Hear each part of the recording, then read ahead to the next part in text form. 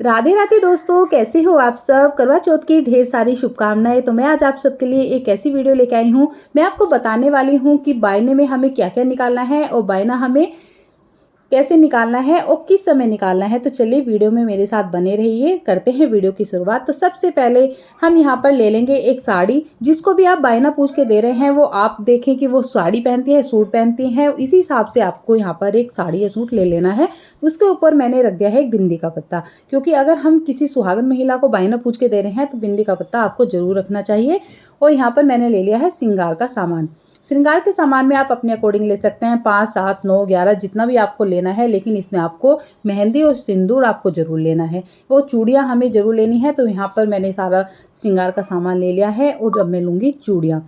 ये बायना पूछकर हम अपने घर में अपनी सास को दे सकते हैं, अपनी जेठानियों को दे सकते हैं और अपनी नंदों को दे सकते हैं। कहने का मतलब ये है कि हमसे जो भी बड़ी होती हैं हम उन्हीं को ही बायना पूछ के देते हैं। और बायना हम क्यों पूछ के देते हैं? क्योंकि वो हमारे बड़े होते हैं, हम उनका मान सम्मान रखते हैं और उनसे हमें आशीर्वाद प्राप्त होता है। हमारे पति की लंबी आयु बढ़ती है क्योंकि हमारे देवी देवता खुश होते हैं।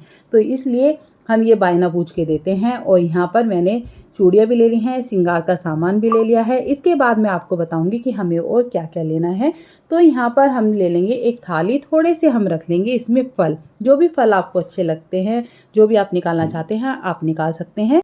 एक थाली हमारे यहाँ पर सूखे सामान की निकलेगी और एक थाली यहाँ पर हमारे भोजन की निकलेगी। भोजन किसी के यहाँ पर पक्का खाना बनता है, किसी के यहाँ पर कच्चा खाना बनता है, इसलिए मैंने यहाँ पर भोजन की थाली नहीं लगाई है। लेकिन आपको एक भोजन की थाली ज़रूर लगानी है। जब भी हम बायना निकालते हैं तो पूरा ही बायना निकालते हैं। हमारे यहाँ पर कच्चा खाना बनता है तो इसीलिए मैंने नहीं निकाली है, क्योंकि वो त्यौहार के दिन ही बनाएंगे। अब मैं निकालूंगी कच्चा और किसी के यहाँ बनता होगा पक्का तो समझ नहीं पाएगा। पर मैंने बता दिया है कि आप एक खाने की थाली भी साइड में रख लें। और यहाँ पर हम एक लगाएंगे सूखी थाली। तो यहाँ पर मैंने लगा लिए हैं फल और हम इसमें रखेंगे दक्षिणा। दक्षिणा आप अभी मैंने आपको बताया था कि आप अपने अकॉर्डिंग रख सकते हैं, जितनी भी आपके दिल चाहे आप यहाँ पर दक्षिणा रख सकते हैं। और इसके बाद हमने रख लिए हैं यहाँ पर सूखे मेवे। हम सूखी थाली इसलिए निकालते हैं, कई बार क्या होता है कि कुछ लोग बाहर रहते हैं तो वहाँ पर हम किसी को बायना पूछ के नहीं दे पाते हैं, तो हम उस बायने को कुछ टाइम के लिए अपने पास रख लेते हैं। जब हम कभी किसी से मिलते हैं, अपनी सास से या नंदों से, तो हम तब उनको दे देते हैं। इसलिए हम वहाँ पर सूखा सामान भी निकालते हैं और जो हमने खाना निकाला है उसे हम मंदिर में दे देते हैं। तो इसी तरह से हम अपना बायना निकालते हैं। अगर आपके पास ही आपके बड़े हैं तो आप पूरा खाना भी निकालें, सूखी थाली भी निकालें और सारा सामान आप अपनी नंद को या सास को या जेठानी को किसी को भी दे सकते हैं। आप अपने ये सब निकाल के आप अपने जेठ या ससुर को भी दे सकते हैं। सिर्फ आपको वस्त्र ही चेंज करने हैं। अब मैं आपको बताऊंगी कि बायना हमें कैसे निकालना है।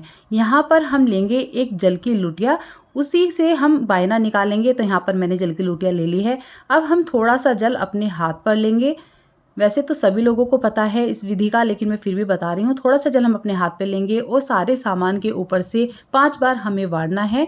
इस तरह से हमारा बायना निकल जाएगा और फिर हम अपने बड़ों को इस बायने को दे सकते हैं। और बायना हमें किस टाइम निकालना है? बायना हमेशा शाम के टाइम ही निकलता है, जब हम चंद्रमा को अर्घ्य देते हैं। उससे पहले ही जब हम खाना बनाते हैं और पूजन करते हैं तभी हमारा बायना निकलता है। तो ये विधि थी हमारे बायना निकालने की, कैसे क्या क्या हम बायने में लेते हैं और कैसे हम बायना निकालते हैं और क्या समय हमारा बायना निकालने का होता है। तो मैंने आपको इस वीडियो में बताया है और काफ़ी आसान वीडियो मैंने आपके लिए बनाई है। ऐसी ही वीडियो मैं आपके लिए अच्छी अच्छी लेके आती रहूँगी।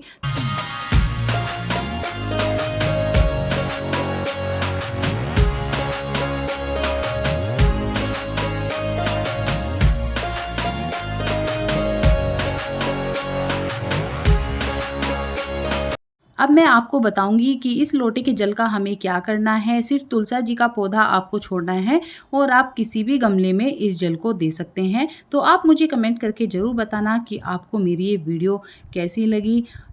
इसी के साथ सभी को जय माता दी। करवा चौथ की ढेर सारी शुभकामनाएं। सबका दिन मंगलमय हो, सबका सुहाग हमेशा अमर रहे। ऐसे ही आप हर साल करवा चौथ का दिन मनाती रहें। जय माता दी।